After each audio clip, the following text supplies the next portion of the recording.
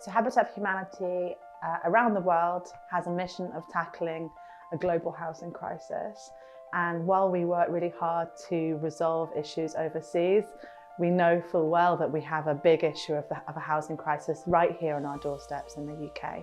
The number of people sleeping rough and living homeless is only increasing, and that doesn't account for the significant numbers of people living hidden homeless.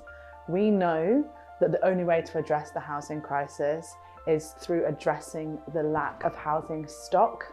There are not enough houses being built around the country, especially not in these urban centres where people like to live, work and travel. That's why it's really important that Habitat for Humanity in Great Britain are demonstrating examples for other organisations, whether that's organisations in the charity sector, local authorities or housing association. We're showcasing opportunities to bring new housing stock onto the market to help address the housing crisis.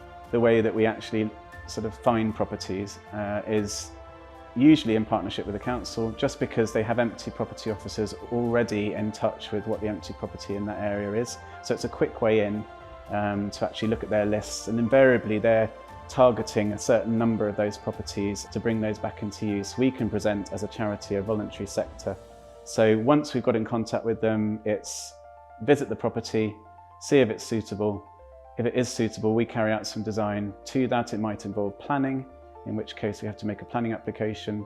Once we're through planning, we can then look at the detailed design and begin to think about tendering that with local contractors. We act as a main sort of managing contractor in partnership with the council, but we work closely with those contractors and oversee the process right through to the end.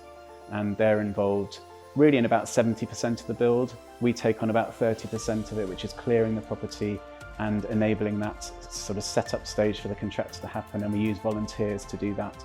So we're able to engage our corporate supporters and raise grant for the project. We took on 3 empty properties in London and are looking to take on 2 properties in Scotland.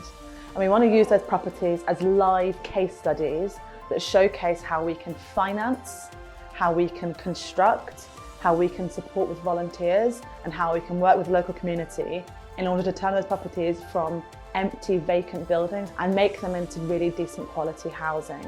We brought together a coalition of experts, from architects to philanthropists, from charities to local government, property companies to housing construction companies. And we asked them to help us build a toolkit which meant that any organisation supporting people for whom housing is a crisis can take on empty buildings and address that bottleneck challenge.